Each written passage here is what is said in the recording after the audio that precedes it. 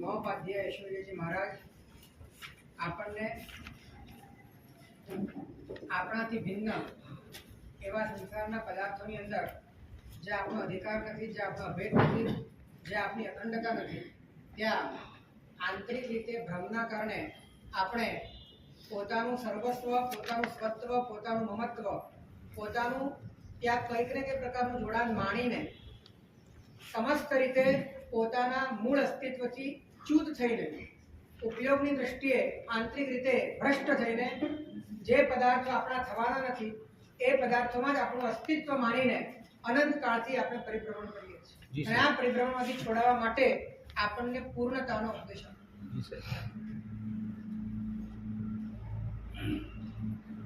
અને આ પૂર્ણતા એ પોતાના અસ્તિત્વની મૌલિકતા છે. આ પૂર્ણતા એ તમારી પોતાની સ્વતંત્ર હાજરી છે, સ્વતંત્ર હયાતી છે, કે જે તમારા દરેક પર્યાયમાં, દરેક ભાવમાં, દરેક ક્ષણમાં એ સતત પોતે પોતાના મૂળ સ્વરૂપમાં હાજર છે, અવિચ્છિન્ન છે. એમાં ક્યારે પણ કોઈ પણ પ્રકારનો ભાગ થતો નથી. અને એવા જ તત્વને આશ્રયને એના સિવાયના તમામ ઇતર તત્વોનો બાદ કરી શકાય છે, એનો વ્યવચ્છેદ કરી શકાય છે, એને પોતાની દ્રષ્ટિમાંથી કાઢી શકાય છે. અને માટે જ જ્ઞાનીઓ લક્ષ્ય તરીકે આપણને આપણા પોતાના જ્ઞાન સ્વરૂપનો આશ્રય કરવાની પ્રેરણા.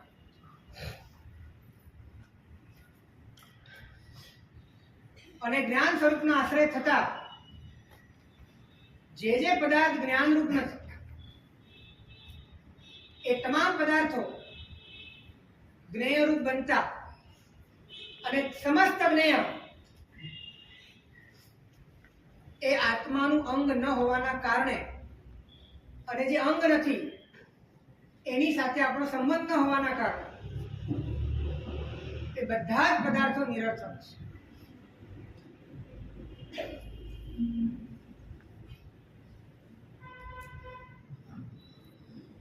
તમારી હયાતી એ જ્ઞાનમય છે. જ્ઞાન સિવાયનો જેટલો પણ પદાર્થ છે એ બધો પદાર્થ જ્ઞેય છે. અને બધા જ જ્ઞેય તમારાથી ભિન્ન છે. અને માટે જે ભિન્ન છે એ આપણી હયાતી ન હોવાના કારણે, હયાતીમાં એનો પ્રવેશ ન હોવાના કારણે, અને જે વસ્તુ તમારા અસ્તિત્વમાં, એક્ઝિસ્ટન્સમાં સામેલ જ નથી, તો એને સામેલ રાખીને કશું મળતું તો નથી, પણ ઉલટું તમારી પોતાની અશુદ્ધિ ઊભી થાય, અનેક પ્રકારની પીડાઓ અને યાતનાઓ ઊભી થાય, અનેક પ્રકારની ચિંતા અને વ્યાકુળતા ઊભી થાય.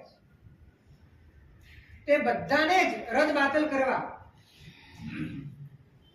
એને એ જે સ્વરૂપે છે તે સ્વરૂપે જોતા સંપૂર્ણપણે નિરર્થક ભાસ.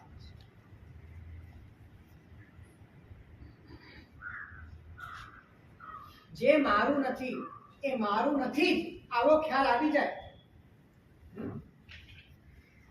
તો અંદરથી વૈરાગ્ય આવે. જે હું નથી એ હું નથી જ એવો ખ્યાલ આવી જાય તો અંતરથી વૈરાગ્ય. હું નથી એવો ખ્યાલ છે પણ લાગે છે કે હું છું.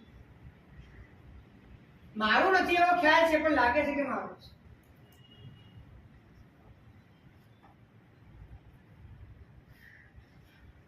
મારું છે તો તમે એની સિદ્ધિ કરો, તમે એને પૂરું કરો કે તમારું છે.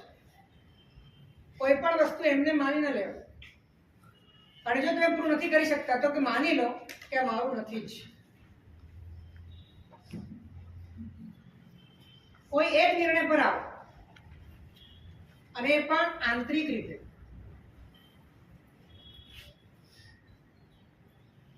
બાહ્ય સપાટી પર સંસ્કારોના કારણે આ વાત હોય કે મારું નથી, અને આંતરિક રીતે સંવેદનમાં એ વાત હોય કે મારું છે.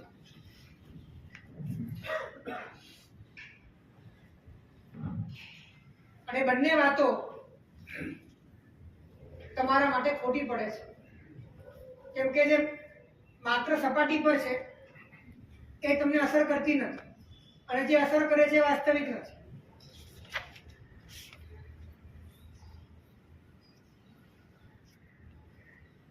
એટલે એક નિર્ણય પર આવી જાઓ કે નથી એ તો નથી જ. એવું કેમ માની લેવું છે સાચું જાણવા છતાં પણ કે છે મારું? ખબર છે કે હું નથી તો કેમ માની લેવું છે કે હું છું? ભ્રામક છે એવી ખબર પડી ગઈ પછી કેમ માની લેવું છે? નિર્ણય પર કેમ નથી આવવું?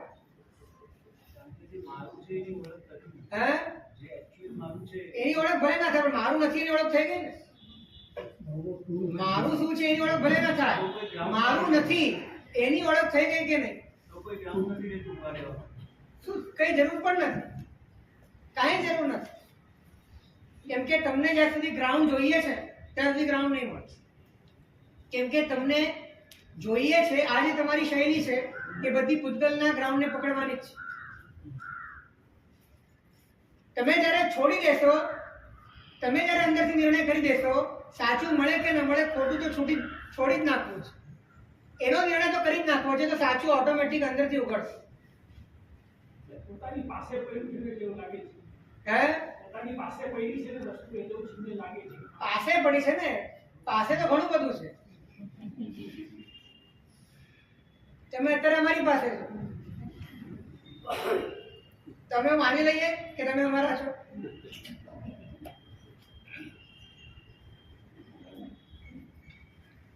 હું ઘણી વાર કહેતો હોઉં છું કે પાસે છે તમારું નથી.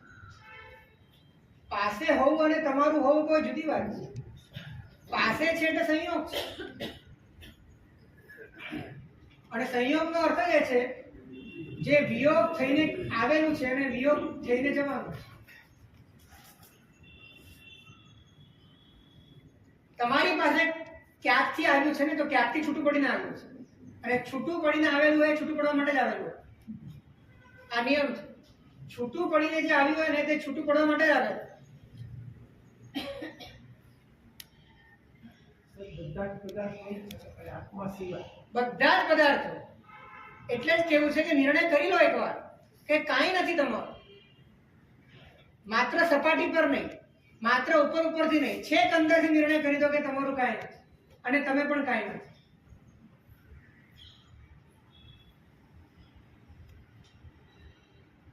આ નિર્ણયમાંથી જ નિરર્થકતાનું ભાન થશે.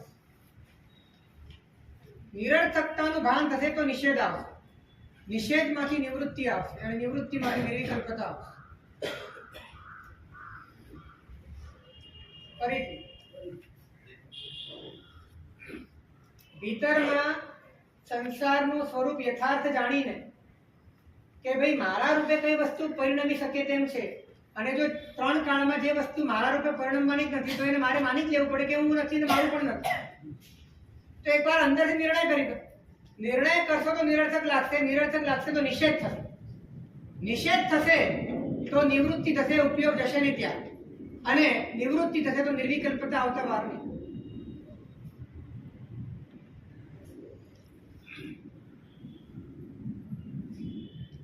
આપણને નિર્વિકલ્પ થવું છે નિષેધ કર્યા વગર, નિરર્થક લગાડ્યા વગર, નિર્ણય કર્યા વગર નિર્વિકલ્પ થઈ જવું છે. વિકલ્પોની પેલે પાર જતા રહેવું છે. આંખ બંધ કરીને અંદરના બધા જ જોડાણ યથાવત રાખીને આપણે ભૌતિક પ્રદેશોની પેલે પાર જવું છે અશક્ય છે.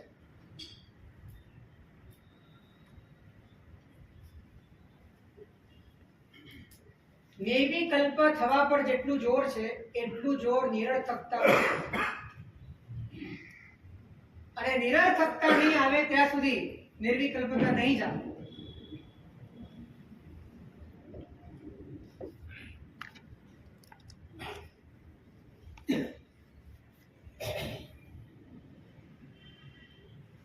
પોતાની પાસે રહેલા અશુભ પદાર્થોના સાધનો એ પણ આપણને નિરર્થક નથી લાગતા. ત્યારે મહાપુરુષોને પોતાની પાસે રહેલા શુભના સાધનો પણ નિરર્થક લાગે.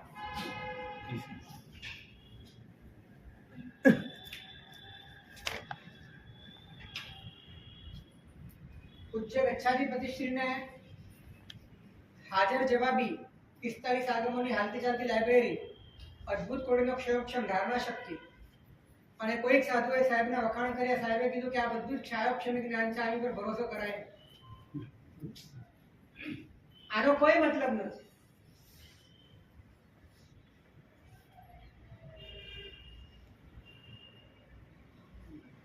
અને આપણને તો અશુભના સાધનમાં પણ સાર્થકતા લાગે.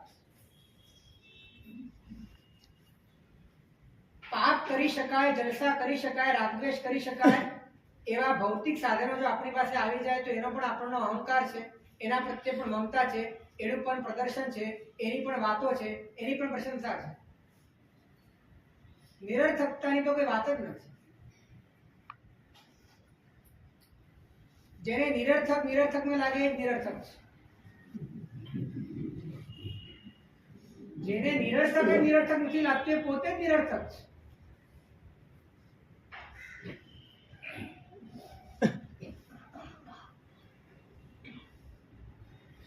સમ્યક દ્રષ્ટિ ચક્રવર્તીઓને પોતાની 6 ખંડની સાર્વભૌમ સમૃદ્ધિ, 1,92,000 પત્નીનું કામભોગનું સુખ, 96 કરોડની સેનાનું વર્ચસ્વ મુનિને જોયા પછી એને નિરર્થક લાગે.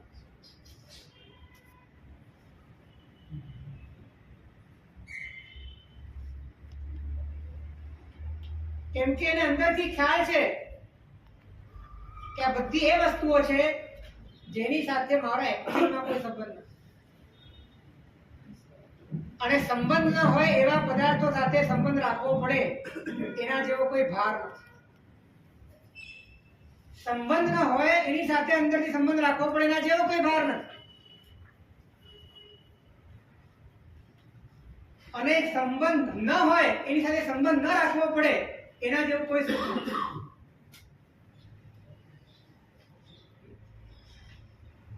માટે મુનિઓ ચક્રવર્તી કરતા પણ વધારે આનંદમાં મુક્ત છે, અંદરથી તૃપ્ત છે, અંદરથી કોઈ જફા નથી. કોઈ નિરર્થક પદાર્થોની સાર સંભાળ કરવા માટે પોતાના મનને ઉપયોગને ઓક્યુપાઈડ કરવો પડતો નથી. માટે ચક્રવર્તીઓ જ્યારે મુનિની પ્રશાંત મુદ્રા જોવે છે ત્યારે ઈર્ષ્યા આવે છે કે મારા કરતા સુખી છે.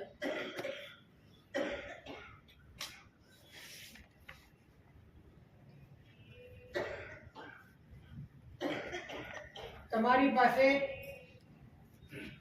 તમારા ઘરનું પણ ચક્રવર્તી પણ પૂરું નથી અને તો પણ હૃદયમાં નિરર્થકતાનો લેશ માત્ર પણ ભાવ નથી.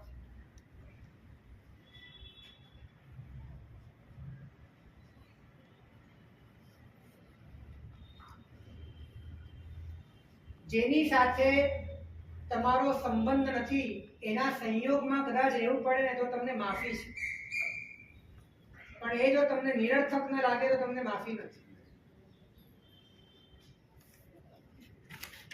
તમારા કર્મ કાંઠા છે અને કદાચ તમે સંયોગ નથી છોડી શકતા, કોઈ વાત નથી, પણ જે વસ્તુ જેવા પ્રકારે છે તેવા જ પ્રકારે તમારા વેદનમાં, તમારા સંવેદનમાં કે તમારી માન્યતામાં હોવી જોઈએ.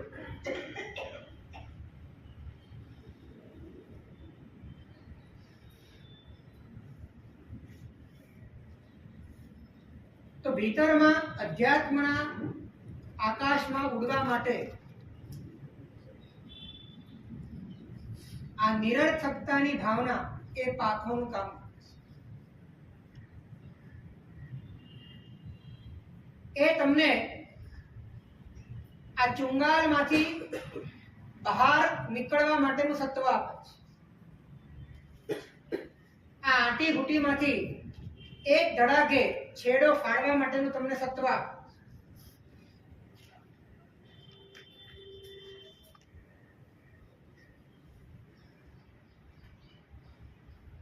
તો હૃદયમાં એક નિર્ણય પર આવવાની જરૂર છે કે જો મારું છે તો મારું છે, અને જો મારું નથી તો મારું નથી. બે વસ્તુ એક સાથે ન જ હોઈ શકે ને, કે મારું પણ છે અને મારું નથી પણ.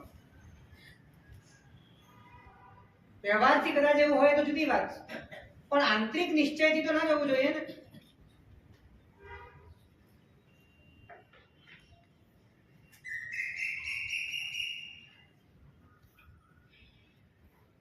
શુદ્ધ આત્મા ગમે એ ઘટના કરતા શુદ્ધ આત્મા ગમ્યા પછી આત્માને અશુદ્ધ કરનારા તમામ ભાવો નિરર્થક લાગે ને, એ મોટી સિદ્ધિ છે.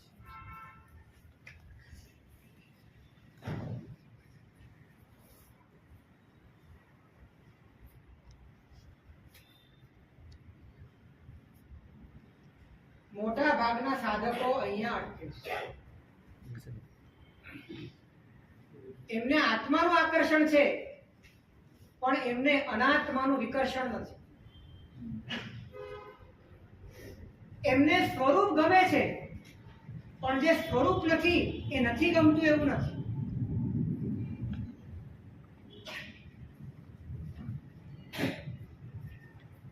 એમને મોક્ષની વાતો રૂચે છે, પણ સંસારની વાતોમાં અરુચિ નથી.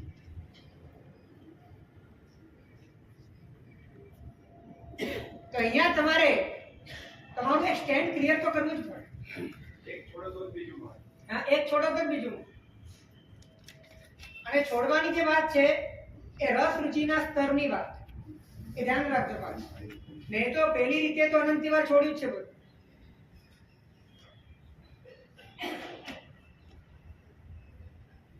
રસ રુચિના સ્તરે છોડવા માટેનું સૌથી મોટું પરિબળ એ છે કે તમને નિરર્થક લાગે. જે વસ્તુ નિરર્થક લાગે એમાં રસ ના.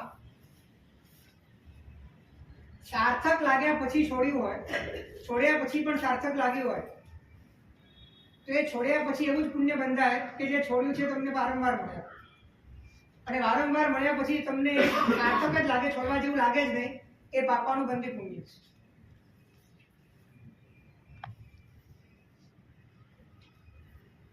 અને આવું અનંતી વાર કર્યું છે. સંસારના પદાર્થો સાર્થક લાગ્યા છે અને છોડ્યા છે, છોડ્યા પછી પણ સાર્થક લાગ્યા છે, અને માટે એ છોડવાથી જે પુણ્ય બંધાયું છે એ પુણ્યથી એ પદાર્થો આપણને મળ્યા છે, અને મળ્યા પછી આપણને બહુ સાર્થક લાગ્યા છે, છોડવા જેવા લાગ્યા નથી. આ રિપીટેશન અનંતી વાર થયું છે. જ્ઞાની કે છે સંસારના પદાર્થો તો નિરર્થક લાગવા જ જોઈએ, પણ એ પદાર્થો સાથેનું અનુસંધાન કરનારી આંતરિક વૃત્તિઓ પણ નિરર્થક લાગવી જોઈએ. અંદરના વિભાવો પણ નિરર્થક લાગવા જોઈએ. તમારો દરેક વિકલ્પ, દરેક વિચાર નિરર્થક લાગવો જોઈએ. અને આ બધા જ વિચારો અને વિકલ્પો જે ધરીમાંથી ઉભા થઈ રહ્યા છે, એ વ્યક્તિત્વ, એ અહંકાર, એ પણ નિરર્થક લાગવો જોઈએ કે આની કોઈ વેલ્યુ નથી, આનો કોઈ અર્થ નથી. બધો જ પ્રાણ શોષાઈ જાય સંસારમાં, પછી એ સંસારનું કામ કરવામાં, કામ તમામ કરવામાં બહુ વાર નહીં લાગે. અને નિરર્થકતાનો સ્વીકાર, નિરર્થકતાનું સંવેદન એ પ્રાણ શોષવાનું કામ કરે.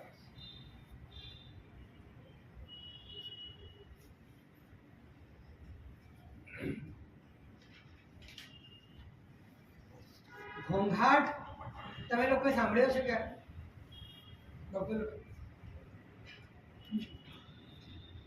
ઘોંઘાટમાં સંભળાતો પ્રત્યેક સૂર એ અનકન્ટ્રોલ્ડ છે. વૈવિધ્યપૂર્ણ છે અને એકબીજાની અંદર મિક્સ થયેલા છે અને માટે એ સાંભળવા માટે નિરર્થક છે. એ રીતે સંસારના દરેક ભાવો એ આપણાથી અનિયંત્રિત છે. બીજા નંબરમાં વૈવિધ્યપૂર્ણ પણ છે અને ત્રીજા નંબરમાં એ તમામ પૂતગલો એકબીજા પૂતગલોથી એકબીજા સાથે ભળેલા અને મળેલા જોડાયેલા છે અને ગમે ત્યારે પોતાના સ્વરૂપને બદલનારા છે, માટે એ જીવવા માટે નિરર્થક છે.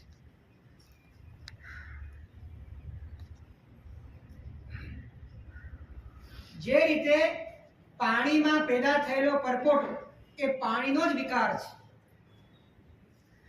ક્ષણજીવી છે અને તુચ્છ છે, એ રીતે ચેતનામાં પેદા થયેલા તમામ રાગ દ્વેષ એ ચેતનાના જ વિકાર છે, ક્ષણજીવી છે અને તુચ્છ છે.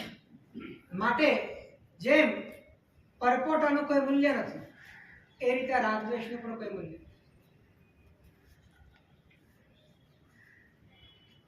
જે રીતે પરપોટો પીવા માટે નિરર્થક છે, એ રીતે રાગ દ્વેષ જીવવા માટે નિરર્થક.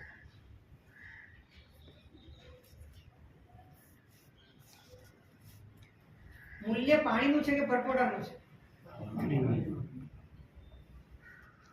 ક્યારે પરપોટો વેચાયો હોય એવું સાંભળ્યું નથી. પાણી વેચાય છે. ભૌતિક રીતે પણ પરપોટાનું મૂલ્ય નથી, કારણ કે પાણીમાં જ પેદા થનારો એક વિકાર ક્ષણજીવી છે, તુચ્છ છે. આવા પરપોટાને મૂલ્ય આપણે કેટલું આપવું છે? આ એક પરપોટાઓ ખાતર જે થોડોક સમય અંદરમાં રહીને પાછો ડિઝોલ્વ થઈ જવાનો, એ પરપોટા ખાતર કેટલા ગાંડા કાઢ્યા છે. તમે તમારા ભૂતકાળને યાદ કરશો તો તમને ખ્યાલ આવશે કે કોઈકના પ્રેમ ખાતર તમે કઈ હદ સુધી ગયા છો અને કોઈકના દ્વેષ ખાતર પણ તમે કઈ હદ સુધી ગયા. એ બધા જ પરપોટા હતા ને. આજના સમયમાં એનું મૂલ્ય શું છે? કદાચ યાદ કરો તો તમને પોતાને શરમ આવે, તમને પોતાને નોનસેન્સ જેવું લાગે. તમને અત્યારે અંદરથી પશ્ચાતાપ થાય કે આવું બધું ન કર્યું હોત તો સારું થાય. અને જેમ એ વખતના પરપોટા અત્યારે નિરર્થક લાગે છે, એમ અત્યારના દરેક પરપોટા પણ નિરર્થક છે.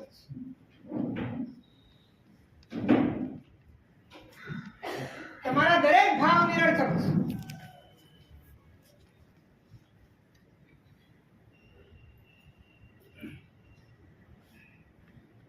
મૂલ્યહીનને મૂલ્ય આપો ને તો મૂલ્ય ચૂકવવું પડે છે. આ બધા જ પરપોટાઓ મૂલ્યહીન છે. એને તમે જેટલું મૂલ્ય આપો છો એટલું મૂલ્ય તમારે કુદરતને ચૂકવવું પડે, કિંમત ચૂકવવી પડે છે, સંસારમાં પરિભ્રમણ કરવું પડે છે.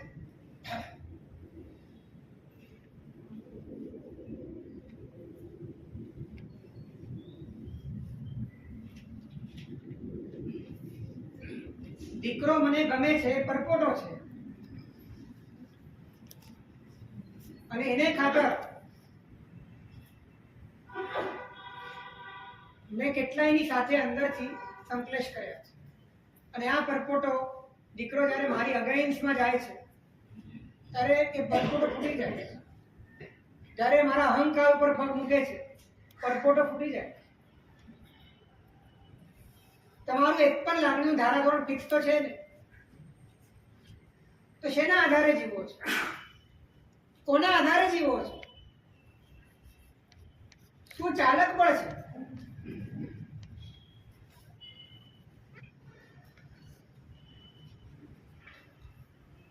માટે ખરેખર ભીતરમાં પેદા થનારા આવા ક્ષણજીવી ભાવો એને મૂલ્ય આપવાની ભૂલ કરવા જેવી. એનું કોઈ વેલ્યુ જ નથી, કોઈ જ વેલ્યુ નથી.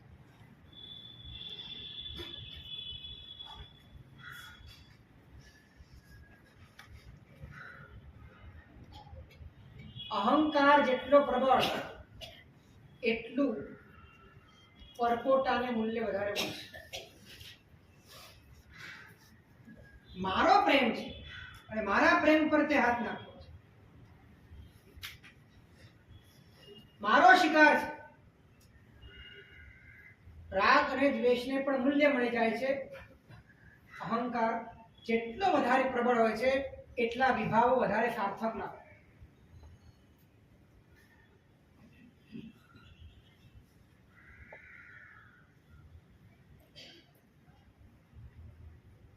તમને કાંઈક ગમે છે, હવે તમને જે ગમે છે એનું મૂલ્ય તમારા મનમાં એટલા માટે છે કે ગમે છે એનું મૂલ્ય છે. સમજ્યા કે નહીં? ગમે છે એનું જ મૂલ્ય ના હોય, જે ગમે છે એનું મૂલ્ય પણ ના હોય. ગમે છે નિરર્થક લાગે તો જે ગમે છે પણ નિરર્થક લાગે.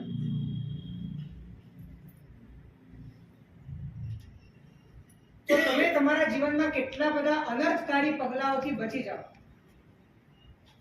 પાછળથી જેમાં તમારે શરમાવું પડે, તમારે અંદરથી પસ્તાવું પડે, અંદરથી તમારે આંસુ પાડવા પડે, અને જે ભૂલ કર્યા પછી પાછા તમે વળી જ ન શકો ત્યાં સુધી તમે જતા રહો. આવા તમામ દુર્ઘટનાઓથી તમે બચી શકો છો જ્યારે તમારું ભીતર જ વૈરાગ્યથી મગમગ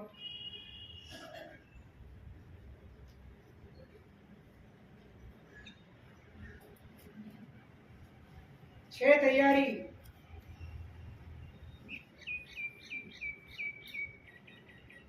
જે ગમે છે એ ન ગમે એની કોશિશ છે, અને ગમે છે એ ન ગમે એની કોશિશ નથી. સમજાય છે કે મેં શું કહ્યું? અંદરના પરપોટાઓ નિરર્થક છે એવું કેમ સમજાતું નથી?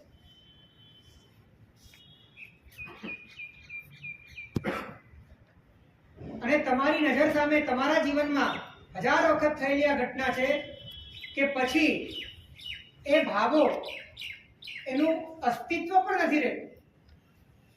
પછી તમારા જીવનમાં એને માટે કરેલા પ્રયત્નો એ બિલકુલ મૂલ્યહીન થઈ જાય. આખું જીવનનું ધારાધોરણ બદલાઈ જાય છે, એંગલો બદલાઈ જાય છે, અભિપ્રાય બદલાઈ જાય છે. તો આવા અનિશ્ચિત પરપોટાઓ માટે જિંદગી આખી ખતમ કરી નાખવી એ કેટલું ડાપણ ભર્યું કામ છે.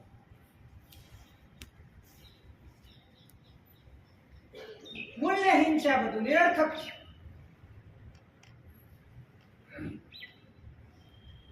જે રીતે શરીરમાંથી નીકળતી વિષ્ઠા એ શરીરનો મળ છે, એ રીતે મનમાં પેદા થનારા રાગના અને દ્વેષના તમામ વિકલ્પો એ પણ ચેતનાનો મળ છે. અને જેમ વિષ્ઠા આરોગવા માટે નિરર્થક છે એ રીતે મનમાં પેદા થનારા તમામ વિકલ્પો જીવવા માટે નિરર્થક.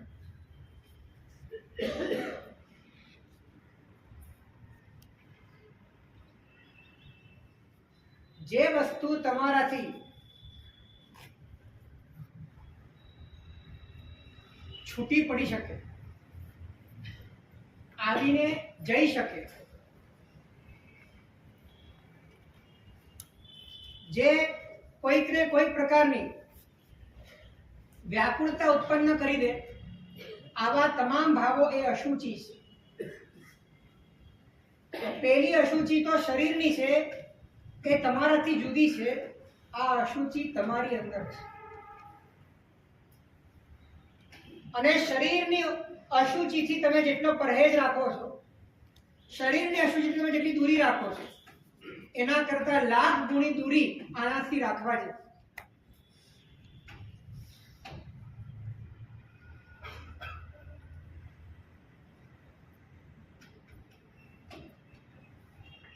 અને માટે જ મહોપાધ્યાયજીએ કહ્યું છે કે અજ્ઞાની વ્યક્તિને આ બધું એને વિષ્ઠા જેવું નથી લાગતું, એને તો આ બધું અમૃત લાગે. મજ્જત્યગ્ન કિલા જ્ઞાને વિષ્ટાયામિવ શુકર જ્ઞાની નિમજ્જતિ જ્ઞાને મરાળૈવમ. જેવી રીતે અજ્ઞાની વ્યક્તિ, જે રીતે ભૂંડ એ વિષ્ટાની અંદર આળોટે છે, એ રીતે અજ્ઞાની વ્યક્તિ પણ પોતાના ભાવ મળની અંદર, પોતાની ભાવ વિષ્ટાની અંદર આલોટ્યા. અને જ્ઞાની વ્યક્તિ આ તમામ નિરર્થક, આ તમામ અશુચિભૂત એવા પોતાના ભાવોથી પોતાનો જુદાપણું કરીને પોતાના શુદ્ધ એવા શુચિમય જ્ઞાન સ્વરૂપની અંદર વિલસે છે, હંસની છે.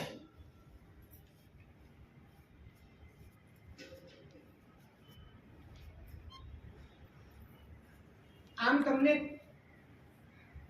ક્લીનનેસ બહુ ગમે છે.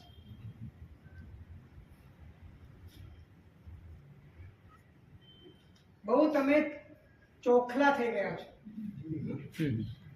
પણ એ બધી તમારી ચોખલાઈઓ બાહ્ય છે. જેમ જેમ બાહ્ય ચોખલાઈઓ વધી છે તેમ તેમ અંદરની અશુચિનો કોઈ પાર રહ્યો.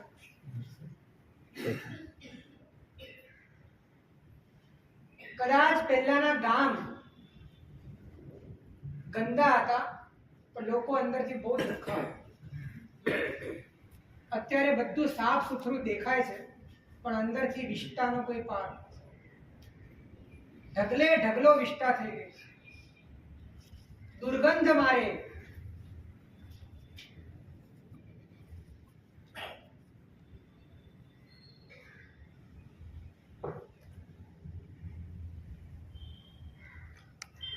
જે ઘરમાં રહેવાનું હોય એ ઘરમાં વિષ્ટાના ઢગલા પડ્યા હોય તો કેમ રહે? એ રીતે જે ઘટમાં જીવવાનું હોય એ ઘટમાં ભાવમળની અશુચિનો ઢગલો પડ્યો હોય તો કેમ જીવાય?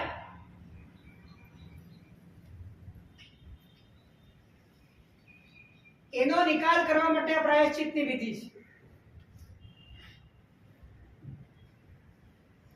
પણ એનો નિકાલ પણ આપણે નથી કરતા બરાબર. બધું જ આપણે ઉપર છલ્લું કરીએ છીએ.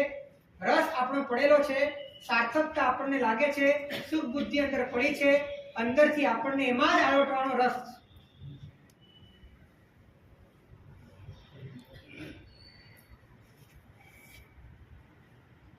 ગમે છે એનું પૂજા જ કરીએ છીએ. હે? પરપોટા જેવું ન લાગે. શું કહો છો? જે ગમે છે એ જ ગમે છે એનો પૂજા જ કરીએ છીએ, એટલે અમને પરપોટા જેવું નથી લાગતું. પણ જે જે ટાર્ગેટ અચીવ થઈ જાય પછી પાછું બીજું ગમે તો પાછું બીજામાં એક ગમે એટલે એ બી પરપોટા જેવું ન લાગે. હા, એટલે આજે આ ગમે છે, કાલે બીજું ગમે છે, એનું જ નામ એ છે કે તમારા ભીતરમાં અનિશ્ચિતતા છે. અને અનિશ્ચિતતાનો અર્થ એ છે કે તમારા ભાવો સ્થાયી નથી. અને અસ્થાયી ભાવો એ પરપોટા નહીં તો બીજું છે. હવે એનાથી તમે હજી તંગ આવ્યા નથી. તમને હજી પણ એને વિવશ થઈને આ બધી દોડધામ કરવી તમને પાલવે છે. હજી તમે કંટાળ્યા નથી. આ કંટાળો નહીં આવે ત્યાં સુધી કામ નથી થતું. કેટલી ભયંકર પરાધીનતા છે. અને પાછું એનો કોઈ અર્થ પણ બચતો નથી. આજે આ કપડું ગમતું હતું, કપડું લાવ્યા, કાલે ગમતું નથી, શું અર્થ રહ્યો? તમે પૈસા પણ ખર્ચ્યા, તમે મન પણ બગાડ્યું, તમે આત્માને પણ બગાડ્યો. બીજા દિવસે કોઈ વેલ્યુ જ નથી. કપડાની ફક્ત દ્રષ્ટાંત આપી, બાકી વ્યક્તિમાં પણ ઘટે.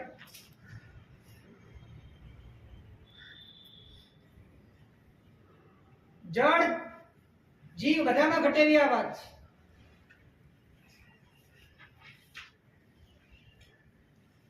તમારા બધા જ વિકલ્પો એનું છોકરાઓની ભાષામાં કહીએ તો પોપટ થાય છે.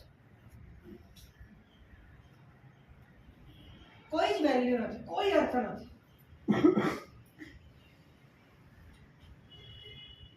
અને આવા નિરર્થક વિચારોમાં, વિકલ્પોમાં અટવાઈને આખી આ મનુષ્ય ભાવની જિંદગી એમાં વેડફી નાખવી એ કેટલું વિચિત્રતા ભર્યું કામ છે.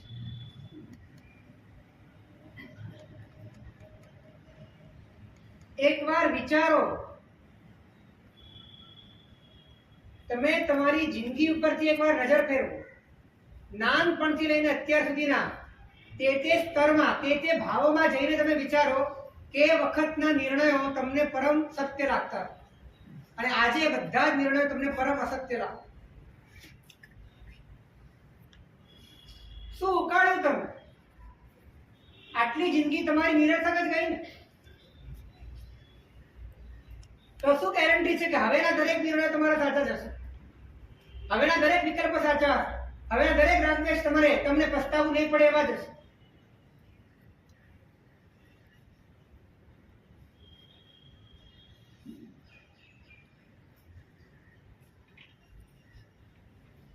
ખરેખર અંદરથી ઊબ આવી જાય ને એવું આપણું આંતરિક જીવન છે.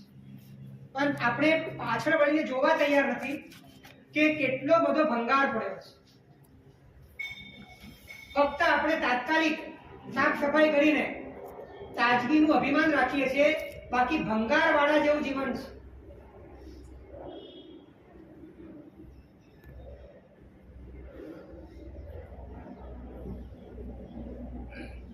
ઘણી વખત આપણે આપણી આ નિષ્ફળતાઓ અને નિરર્થકતાઓને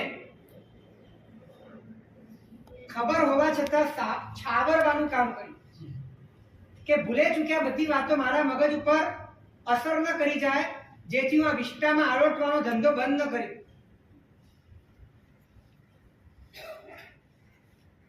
વૈરાગ્ય ઉભો થાય એવી શક્યતાઓ મંડરાતી હોય તો પણ તમે વૈરાગ્યને પ્રવેશવા ન દો.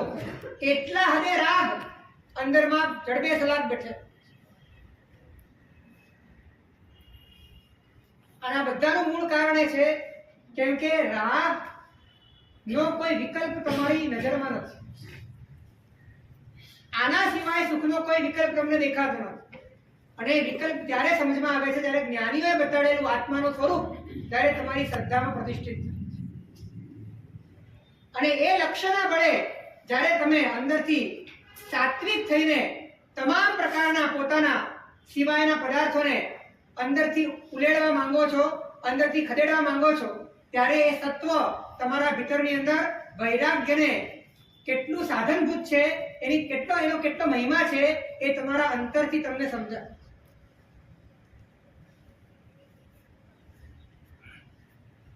પ્રેઝન્ટમાં અમે જે પુરુષાર્થ કરીએ છીએ એમને પરપોટ આપણે સમજાવતું નથી. એના માટે જો હું તમને સમજાવું કે તમારા મનમાં કોઈ પણ નવો વિકલ્પ આવ્યો એ પહેલા હતો અને એ આવતીકાલે હશે, તો આજે એ શું છે?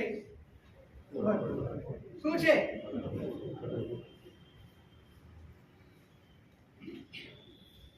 આ રીતે જોતા શીખો, એક પ્રેક્ટિસ કરો કે કોઈ પણ નવો વિકલ્પ ઉભો થાય ને તમારે વિચારવાનું કે આ શું છે? આ ફૂટી જવાનો છે, કાલે નથી રહેવાનો. એટલે આના રવાડે ચડીને મારે કોઈ નિર્ણય લેવાય નહીં. કાલે ફૂટી જશે પણ આજની મજાનું શું? ફૂટી જનારા પાછળ ફૂટી જશો ને વિઝ્યુઅલાઇઝ થતું નથી. બધું થાય એવું છે. બધું તમારી સામે જ છે. કશું તમારાથી અજાણવા નથી. તમારી નજર એ રીતે પડી નથી, તમારી દ્રષ્ટિ એ રીતે થઈ નથી. બધું તમારી સામે છે, તમારા અનુભવમાં છે. આ વાત સમજ છે છતાં સમજ નથી. હે સમજ છે, સમજવું નથી. એમ બોલો, સમજવું નથી અમારે. બાકી સમજી શકાય એવી સામગ્રી તમારી સામે છે. અહંકાર સાતત્યને પ્રબળતા આપે છે. તો આપણે ધીરજતા કેળવવી હોય તો અહંકારને છોડવાની કોશિશ કરવાની જરૂર. જ્યારે તમે તમારું લક્ષ્ય કેળવો છો ત્યારે જ અહંકાર નબળો પડી જાય છે. જ્યારે તમે પોતાને જ્ઞાન સ્વરૂપે સ્વીકારો છો ને ત્યારે જ તમારા ભીતરમાંથી તમામ આઈડેન્ટિટીનો તમે અંદરથી અસ્વીકાર કરી દીધો. હવે તમારો જે પણ પુરુષાર્થ છે અહંકાર માટે નથી, તમારો તમામ પુરુષાર્થ તમારા સ્વરૂપ માટે. એટલે સ્વરૂપની વૃત્તિ અને અહંકાર કરવાનું કાર્ય એક જ સમયે. હા, એક જ સાથે છે. એટલા માટે ઠોકી ઠોકીને કીધું છે કે લક્ષ્યનો મહિમા કેટલો બધો.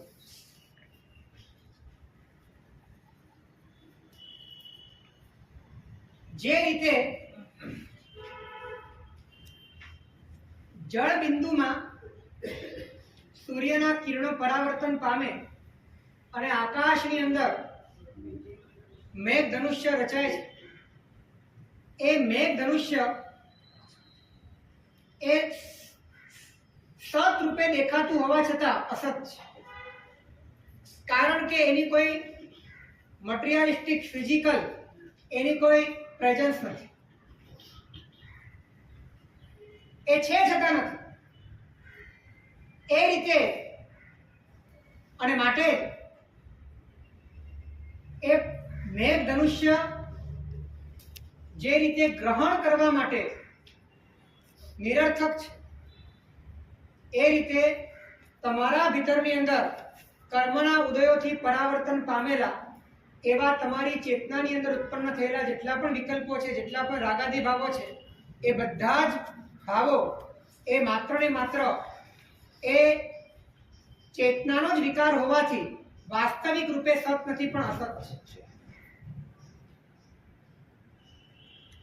અને અસતને સત માનીને એને મૂલ્ય આપવું એ સતનો વિદ્રોહ છે.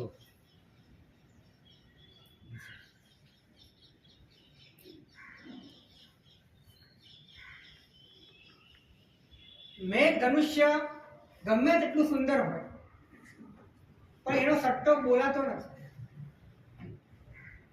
કારણ કે છે જ નહીં. એ કદાચ જોવામાં સારું લાગે છે પણ એની કોઈ ઉપયોગિતા નથી.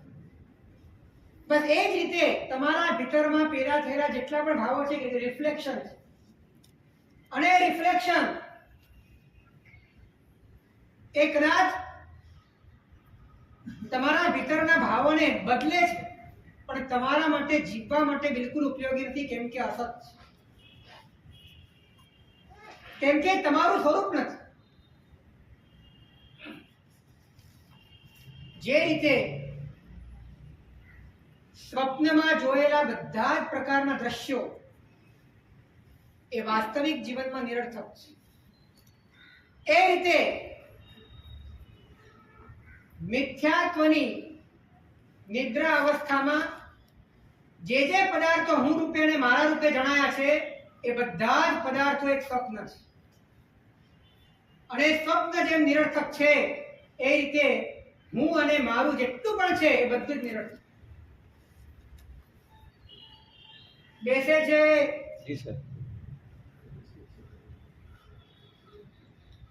આ નિરર્થક માનવું તમને સાર્થક લાગે છે? નિરર્થકને સાર્થક માનીને જિંદગીને નિરર્થક બનાવી છે. હવે નિરર્થકને નિરર્થક માનીને સાર્થકતાની દિશામાં આગળ જવું છે.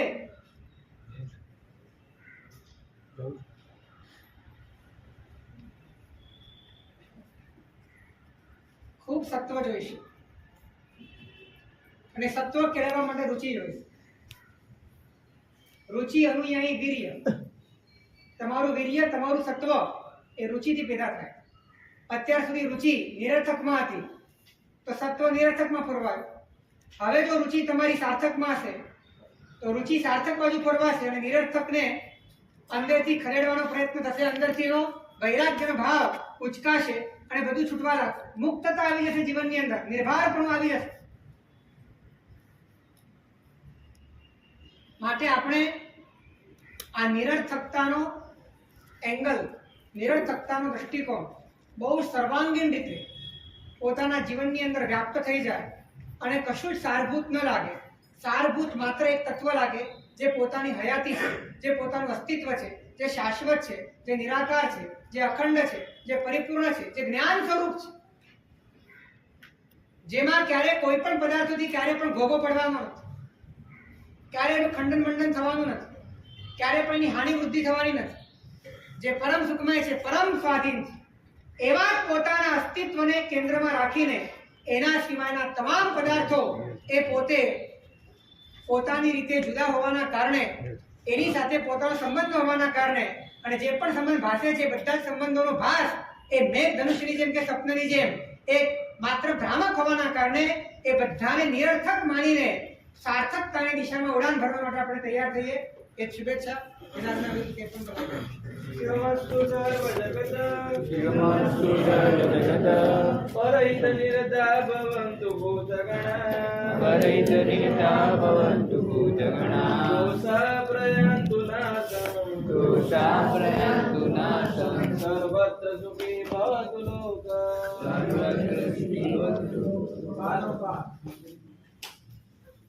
દ્વાદેશ્વર ભગવાન કી જય.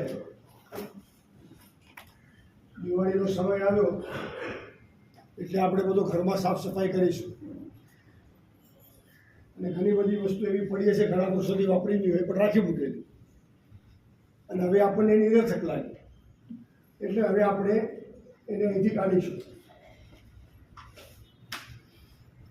આપણને લાગવું જોઈએ કે આપણા જે રાગ દ્વેષ આપણે જે રોજ કરીએ છીએ, વ્યક્તિઓ માટે કે જળ પદાર્થો માટે જે મમત્વ કરીએ છીએ એ પણ નિરર્થક છે. આ દિવાળી આપણે એવી રીતે ઉજવીએ કે જે પરભાવોમાં અત્યાર સુધી આપણે રચતા આવ્યા છે, રમતા આવ્યા છે, એ પરભાવોથી આપણે દૂર થઈએ. 2550 વર્ષ પ્રભુ ગીરને નિર્વાણને થઈ ગયા. આ વખતે શ્રી સંઘમાં એક મોટું આયોજન, સરસ આયોજન છઠ અહીંયા આપણે કરીશું. 108 સજોડાએ મિનિમમ આ છઠમાં લાભ લેવાનો, અને ઇન્ડિવિજ્યુઅલી પણ આપણે બધા છઠ કરી શકીએ છીએ. દરેકના ઘરમાં અહીંયાથી એક કોળિયો આપવામાં આવશે, ઘી આપવામાં આવશે. 48 કલાક આપણે અખંડ દીવો આપણા ઘરમાં પ્રજ્વલિત રહે. આની પાછળના ઘણા બધા સાયન્સ છે, લોજિક છે, એ બધા પૂજ્યશ્રી આપણને ફરમાવશે. પણ આ આરાધના છઠની એવી રીતે આપણે કરવી છે કે અત્યાર સુધી જે પરભાવમાં જીવતા આવ્યા છે એનાથી આપણે પાછા ફરીએ. એક નિર્ણય તો આ વખતે આપણે કરી જ કાઢીએ કે હું છું કોણ, બરાબર? એ નિર્ણય પાક્કો થઈ જાય એના માટેના પ્રવચનો છે. આપણે આ પ્રવચનોને સફળ બનાવવાનો પ્રયાસ કરીએ. છઠના નામો ચિરાગભાઈ પાસે તમે લખાવી દેજો અને તમારા પાસ પણ ત્યાંથી મેળવી લેજો. ગુરુવંદન.